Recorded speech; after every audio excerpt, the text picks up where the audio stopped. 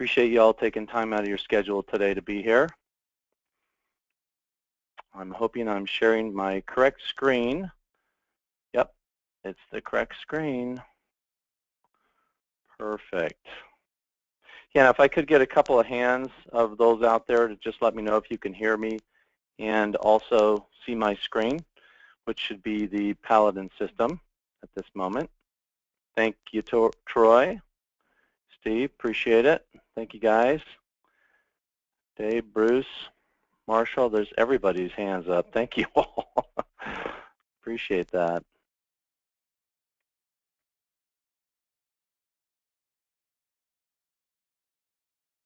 All right. Let's go ahead and kick this thing off. Thank you all for attending. This is Charles Owen. I've been with Paladin about 8 years, and I manage business alliances here. Occasionally I'll do the webinars and demos and that sort of thing, which I really enjoy. We used to call this, we kicked this off a few months ago as a Paladin Excellence in Coaching webinar series, and we've kind of changed that. We have, many of you have probably noticed that we have several consulting services, if you will, or business services we dub as Biz. In this case, it's Biz Coach. So this is now the new Biz Coach webinar series. So appreciate you all for being here.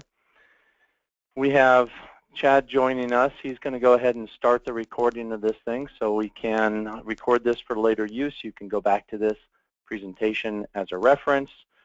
If you happen to, have to bug out halfway through the presentation, you can always come back and watch it. It's usually posted about 24 to 48 hours later. Today's webinar is one that has a little bit of controversy around it because we always get dinged when people say, well, you don't do pictures in Paladin. And actually, there is a way that we can do it. And we are investigating in enhancing the system to enable this capability. But we do have this capability available today in somewhat of a limited fashion, but it's pretty cool. It's pretty nice.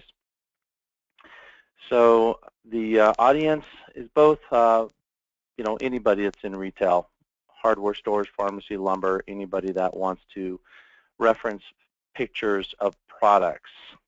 Okay. I think that's about it. If you miss this recording, you can see it afterwards. And we do this every Tuesday at 9 a.m. Pacific time. Next week, we're also going to have another one that will be on the Type 2 or 2D scanners, and we'll be talking about that a little bit later. So let's go ahead and kick this thing off. All right. Again, I appreciate you guys for being here. Let's move to slide number 1. I'm going to go through a very short slide presentation, just a few slides here to show, and then I'm going to go right into the demonstration so we can show you how to put this all together. All right, so I'm going to be talking very quickly about the purpose of pictures and how they're used in Paladin, how it works in Paladin, how we put it all together, and then through a live demonstration. The purpose of the picture. So we have kind of 2 different areas that you're looking at here. One is we have access to a pictures database, right? So we can identify items that are not necessarily in the store. Maybe those items that somebody goes out in the yard, they come in, they want to buy something that they see out there, a plant, some soil, rocks. It works really well in seed and feed and nursery and lumber. It also works for cash and carry for items that are out in the front of the store, the side of the store, or wherever it might be. Also, non-barcoded items, items that can't easily be identified, where you might want to call up the photograph or the picture of that item and also identify the number while you're doing that and type that number into the system to quickly pull up that item. The next is for catalog lookup. So oftentimes we're running over to the catalog, seeing if we have something for that particular, for our primary supplier. You don't necessarily have to do that. I wouldn't recommend anybody running over to or grabbing a catalog. I would do it right within Paladin, and that feature has always been there, as had also the photographs were there as well. We just didn't really, nobody really knew how to get access to photographs. So I'm going to show you that trick today. But the catalog lookup is very convenient. You can confirm poorly labeled items. You can identify special order products, and also recall any out-of-stock items that you had sold to a customer. So if you're out of the product and the customer says, well, it looked like this, you can bring up the catalog right on the system and get an idea of what that is that they might have purchased in the past and maybe wish to purchase again. So that's kind of the purpose of the pictures. How it works is very simple. You just go into invoice and quote module, or the inventory module, or the PO module, and you press F1 for advanced buying. From there, there's another function key that will take you directly to a vendor site. Well, that vendor site may or may not be a website. It can also be a document stored on a server right there in your store. And that's kind of the trick to all of this. What we have to do with that document is we have to create an HTML document. So it wouldn't be a Word document or an Excel document. But the good news is all of those documents can be saved off to a web page or an HTML or an HTML file. So I'll show you how to do that. So that's kind of how it works. So putting it all together, how do we do this? Well, I'll speak conceptually right now, but then I will go in and actually pull up this information and show you how it's done. First of all, you create a Word document. I would recommend inserting tables so you can kind of segregate out the different items with borders. That's very effective. Next, if you have a widescreen, or even in some cases just a big monitor, you may want to change the orientation of that document rather than a portrait to a wide landscape orientation, which I will show you. I have actually done that here because I do have a wide screen. And the goal here is to fill up the entire screen. Next, you just save the document as a web page, as a .html file. And then the trick is you must open that HTML document in a web browser and then just copy the link at the top of the browser. If you know the link, or if you know the actual path to that particular folder where that file is contained, you don't have to copy the link, but it makes it real simple and convenient. So the next thing to do is to go into Paladin and bring up the point of sale application. Click on File at the top under Menu, click Setup, and enter a supplier, and call and name that supplier whatever it is that you're wishing to put in that particular document, either rocks or soil or pavers or whatever it might be. Just kind of name that supplier. Also, I have a trick where I put a number and then a few dashes before I put the actual name of the supplier, in order to float all of those pictures up to the top of your supplier website listing when you're in Paladin. And I will show this to you again. And then you just insert the website URL, which is that link that you copied from the path to get to that file, wherever that is in your network or on your server. All right, for more information, you can go to the knowledge base article. Just type in how to insert your product image into Paladin Point of Sale, or any portion of that, and it will call up and bring up the actual step-by-step process on how to accomplish this. So what I'll do now is I'll just go straight into the demo and show you how this is done. So within Paladin, let's start with kind of showing you the end result, and then I'll dissect it and go back and show you how it's all accomplished. First thing is you go to Invoice and Quote, so Alt-1. Then you can, from this point, go into Advanced Lookup, F1. And then you go into, from Advanced Lookup, you go into Vendor Site, F2. Under F2, you're going to see a list of, normally you see a list of your supplier websites here. So I've got Orgel and Carlson Wholesale as two samples here. And then I have a couple of the items here. I have fasteners, pavers, rocks, soil. So if I grab any one of these, for example, I'll just hit the pavers one, it's going to call up that document, which I've created in Word, saved as an HTML file, and now I'm just pointing to it. And that file can exist anywhere within the Paladin network structure. So you can put it on the server machine. You can put it on server, terminal 2. It really doesn't matter. As long as all the terminals point to that specific terminal file path or folder path and file. All right, so this is a very good example. This shows you all the different pavers. Now I've just created this very quickly, very easily. I went to the internet and I grabbed some photographs. I made up some part numbers and called them some different names here. But you can see that I did put a UPC number. You could then copy that UPC number. So let me just click on this number here and copy that. To copy, you just do Control-C. Then if I just hit Escape a couple times, come right back to the invoice screen, do Control-V, you can actually bring up the item just like that. So eventually what we're looking at doing is making that an active link so that when you do pull up those pictures, you can actually click on the picture or click on the number and it will automatically put that in your invoice. Today it is not here, but that is something that we're investigating for future release. All right, so how do I do all this? There's not a whole lot of creativity or magic to this. It's just very simple, actually. I go into my system, pull up a Word document, and I can open up a blank document here.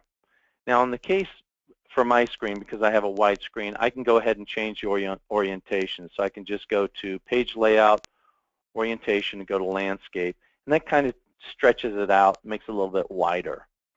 Another thing that I like to do is I like to insert tables. So you can go to Insert, Table, and then you can pick how many tables you want across and down. So I'm gonna go with 3 by 3. Now at this point, all I need to do, I've created my document, but now I just need to add my content. I need to add a photograph, need to add text. So if I go ahead and just look for pictures, so I can say Insert. Let me go to Online Pictures here, and I'm just gonna pull up a picture of some bricks here. I'll just grab those right there. So I've inserted a picture. Now I'll just resize this picture to kind of fit within my parameters here. And then underneath that photograph, what I can do is I can put, these are, red bricks, and part number 123123123. All right. So then I can fill up the boxes as I go along here. I won't waste your time in doing that, but you just go ahead and put the photograph, the picture, and where you get those pictures is your business. Actually, a lot of suppliers do provide them in the catalog. So if you have an online catalog and you want to pull up the photographs and take them in, if it's okay to repurpose their content, then that's cool. Next thing you do, the file's done. We just do File, Save As. And after we choose Save As, we just tell it where we want to save it. In this case, I'll just save it under Paladin Pics. And I've already got some files in here. So I'm going to call it Red Bricks. I'm just going to call it Red Bricks. And down below that it says Save As Type. This is a very important key here because right now this determines whether or not this will come up in that display. So we go to, we drop this down, Save As, and we put in Save As Web Page. It's right there. So it's just Save As Web Page, and that's going to put a .html extension after this. It's also going to do some kind of peculiar things that HTML requires. It's going to create a folder with all the photographs in it that's separate than the actual HTML document. So it does a number of different things, just as though you were creating a website or a web page. But we're not. We're just storing the document on our file server and accessing it that way. So we just say Save, and now it's been saved as a web page. I can go out, and now if I go into my pictures database, I go into my saved pictures. Is that where I put it? Let me pull up, I'm going to pull up a different one here called Rocks because I'm not going to dig around and try to find that file. So here's what it would have done, and here's what it actually did. It created a folder called Rock Files, and my case, it would have been red bricks. And you've got your original Word document here, and then you've got your HTML document here, or HTML document here. If I right-click on that HTML document, you can see it's got a little E there because my default browser is Explorer. You can actually say open with, and you can open it up with Explorer, with Microsoft Edge, Firefox, whatever. I'm going to go ahead and open up with Internet Explorer. So it's going to pull up the document. This is the one that I built for rocks, and there's the document right there. Now at the top you can see this path.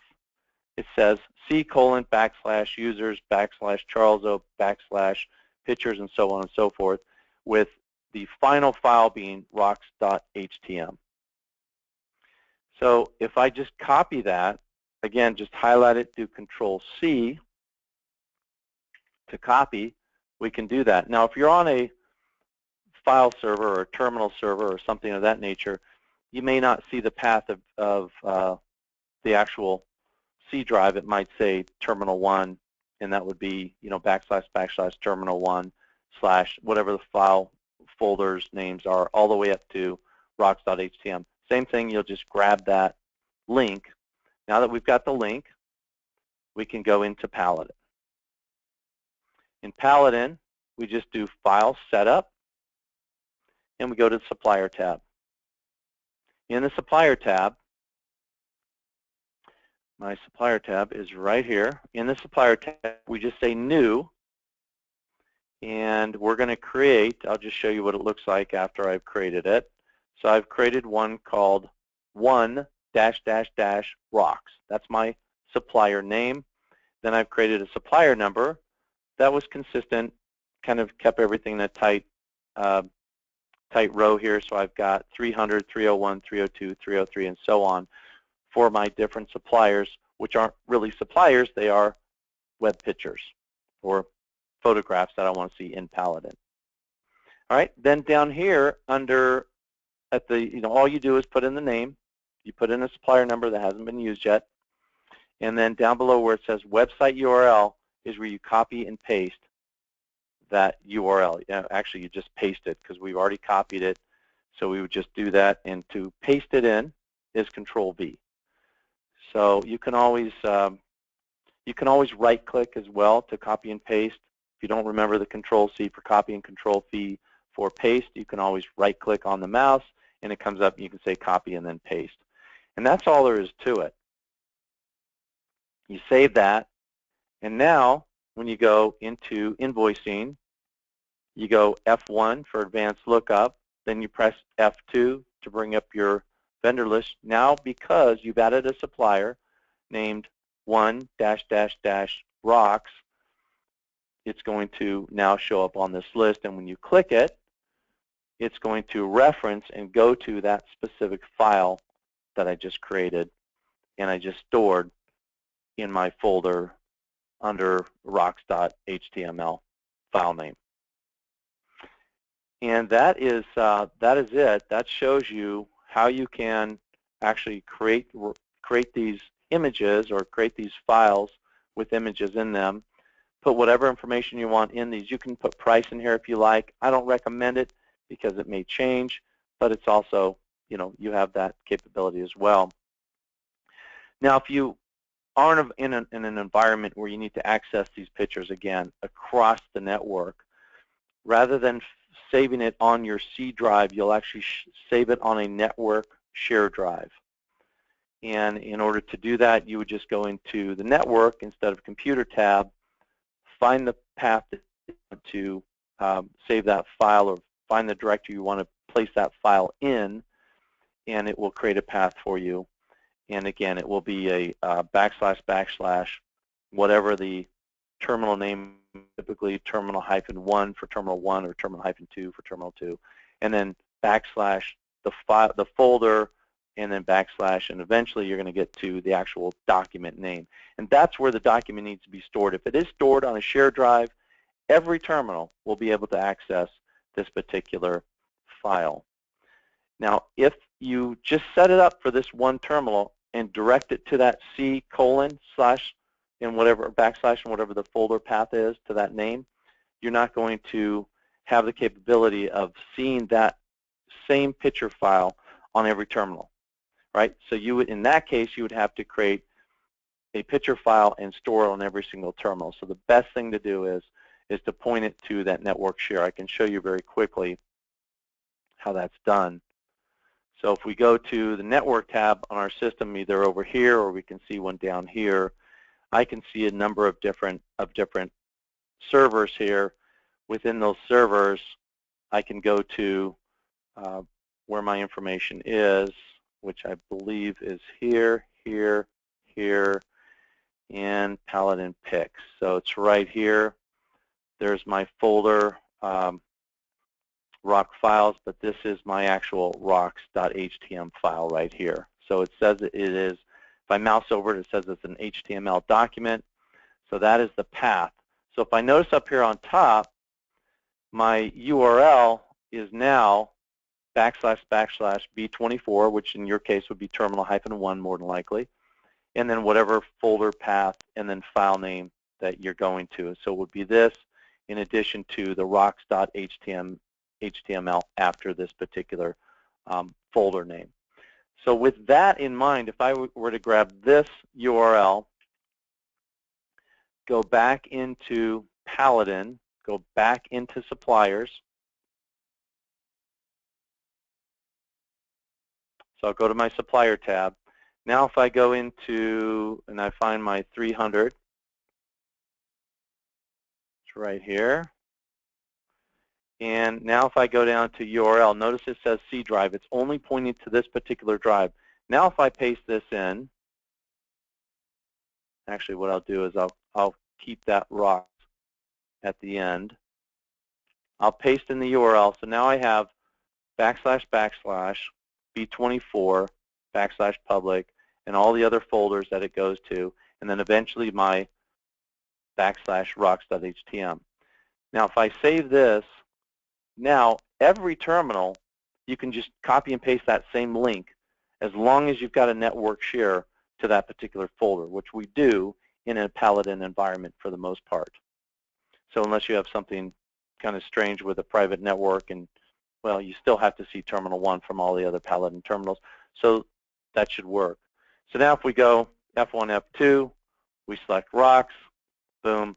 Rather than pointing to the file system within this particular terminal, I'm now pointing to a server in the back office, and every terminal can use that same path and leverage that same information.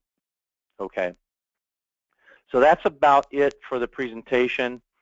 I do have a couple of things to mention here in follow-up and summary, and I also want to see if Chad wants to chime in to see if we had any questions. I'm sure there are lots of questions. And there was actually an issue I found. I want to bring this one up because Steve brought this to our attention yesterday, that with multi-store it might be a little bit more challenging. And I haven't actually had an opportunity to look into it, to bring up the multi-store app. But there is a workaround for it. And as long as we're pointing to that same file from each store, and that file can exist on the main terminals, the main servers, and I think we're good. But I will look into that, and I'll post a little addendum to the knowledge base that's currently out there right now addressing multi-store for all those folks that are using multi-store out there. Any other questions, Chad, that we got?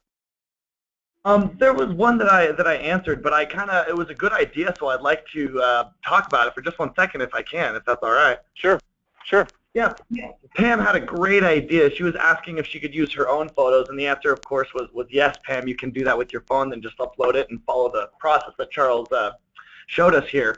But she was originally asking for the purpose of putting measurements, kind of like police evidence photos, so that they could have some sort of ruler or something next to the photo for screws or hinges or things that may look very similar to all the other screws or all the other hinges, but are just varied by a little bit of size. So if you want to put a picture of a ruler or just put the measurements of the item in there, I think that would be a great idea as well. So that way we can not only see a picture, but also get the exact measurement of it. And kind of looks like you have that one going down in your 864 table down there, Charles, that bottom left-hand one. You probably got some measurements in there. Yeah, what I wanted to demonstrate on the fasteners is that you have usually a single photograph that may encompass a lot of different items. And they are very standard. You can grab them off of either your supplier site or somewhere, and you can identify items. And some of them might have measurements on them, like these down here. They do have measurements listed in the actual description. This is very small to read, so you probably would blow this up so it would fill in the entire screen. But you can absolutely do that, and you can use your own photographs. You can take photographs with your phone. I'll show you another example of a couple other ones that I've done as well. I've created one for pavers, which I think I showed you, rocks, fasteners, and then I also did one for soil. So oftentimes, at least I know when I go to a nursery and I want to grab some soil in the back, I'm not going to load everything up and wheel it up. I'll normally wheel it out to my car after I pay for it. But I can go up and say I want, this bag, and they often say, well, which one is it? I say it's a green and yellow one. Well, we have 8 green and yellow bags. Which one is it? So you could actually call this up and show this to your customers upon checkout, and they can say, oh, yeah, that's right, it's the perlite.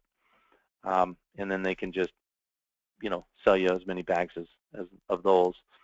But it's really left up to your creativity. If you want to take photographs of your stuff, that's fine. Lumber is another area where you might want to take photographs of.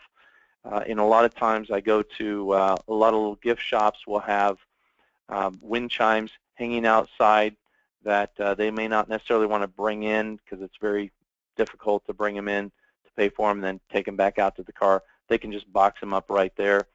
And you can take photographs of those personal items as well and bring those up here. But the ruler idea is a good idea, or you can actually put the specifications. It's really limited to whatever you want to have. What I would recommend, though, is don't make this an enormous file or an enormous picture file. You do have a capability to slide back and forth and up and down, but if you think about it, if you try to put 200 items, unless you make the pictures very small, it's going to be a lot of scrolling through on that particular picture file. So do be cognizant of that. So if we don't have any additional questions, in closing, again, I just want to, I do want to stress that we do have a seminar every Tuesday at 9 o'clock. I appreciate it. This is, we got a huge response for this particular webinar, so I'm very excited about that. Next week, we're going to be doing another webinar on the topic of 2D scanners. I don't know if anybody's aware of this, but they've come out with a scanner that we can leverage to scan driver's licenses and collect information. So if we have controlled substances, or if we have, we're selling gunpowder or guns or something of that nature, we can collect the information. And even as simple as creating a customer record in your system. If you want to collect the information for a customer loyalty program, all you have to do is scan the back of the driver's license. And you'll get all this updated, and you'll get the details next week on Tuesday. Chad will deliver that, or I will, depending on our travels. But again, thank you all for attending. There is a brief, very short 3 or 4 question survey at the end of this. Please fill it out. I do appreciate your time, and I hope this was helpful to you. Thank you so much for attending.